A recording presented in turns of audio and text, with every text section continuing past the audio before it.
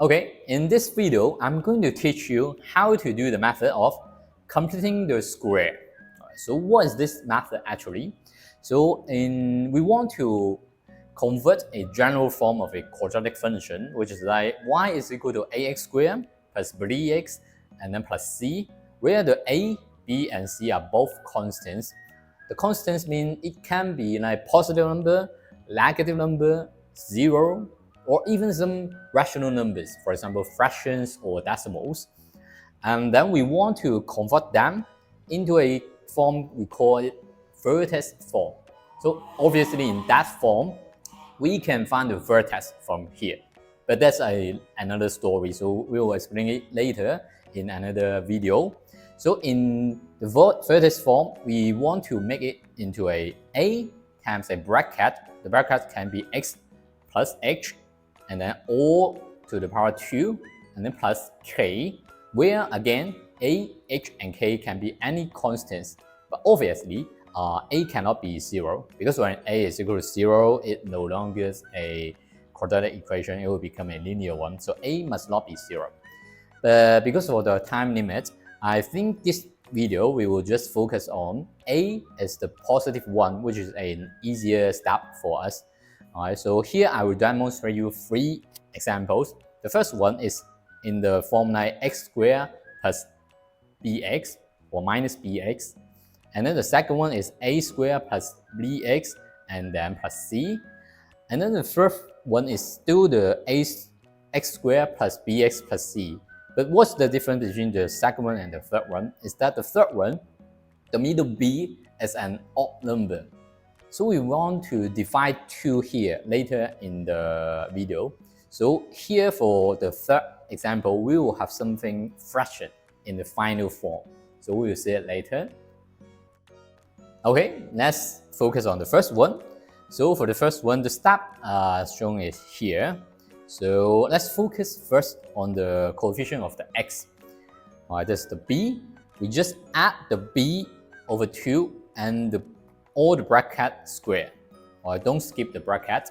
And we add this, we need to minus it again, so that the first step and the second step are the same value. So here we got 4 terms, and in the first 3 terms, we can make it into a bracket square, which is bracket, obviously s, and then this green symbol is a positive, which is a plus, so here is a plus.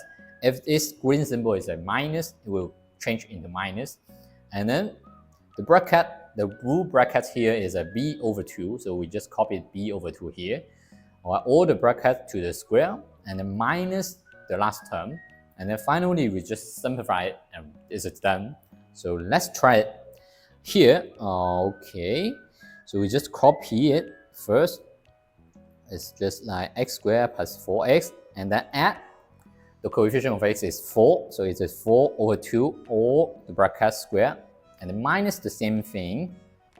So here, the first 3 terms will become a bracket. The bracket will be x, because this is a plus, so we get a plus, and then 4 over 2 inside the blue bracket, and then all to the power square, and then minus the same thing. Or here is a 2 to the power 2, and then we just simplify it. We will get x plus 4 over 2, which is 2 to the power 2, and then minus the outside will be a 4. So here is just the vertex form, where the a here is a positive 1, and then the h here is a positive 2, and then k here is a negative 4. Okay, let's take a look on the second example. Alright, but this term is like the x squared plus bx plus c. So what do we do now? It's similar to the first one. We just add the b over 2 bracket square and then minus the same thing. But for the plus c, we just leave it in the last term. So here in the second step, we will have 5 terms.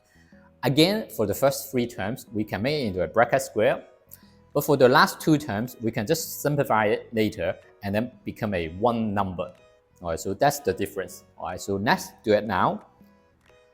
So we just copy the first 2 terms and then add this time, we should add the b, which is 14 divided by 2, and then all the power 2. And some students may ask, should it be negative 14 divided by 2? But if we think more, it's like 14 over 2 to the power square is just equal to the negative 14 divided by 2 and then all to the power 2. Because the square will make it into positive, so you can just leave it 14 divided by 2. And then we need to minus the same thing again. And then remember the plus c, here is a plus 5. Sorry, it should be plus 5, yep. And then for the first 3 terms, we will make it into a bracket square, which is x, but this term is a negative because this green negative. So it's a negative 14 over 2 and all to the power 2. And then the last 2 terms, just simplify it, it would be like 7 to the power 2 and then a plus 5. So the last thing we need to do is just simplify x, and then minus 14 over 2 is 7 to the power 2, and then minus 49, and then plus 5, and then simplify again, we'll get something like this, and then minus 44. So we can compare, is a vertex form, which a is equal to plus 1, and then h is equal to negative 7, and then k will be negative 44. That's it. So here we come to the last one. It's just still the x squared plus bx plus c. So the steps should be similar to the second one. Actually, it should be the same.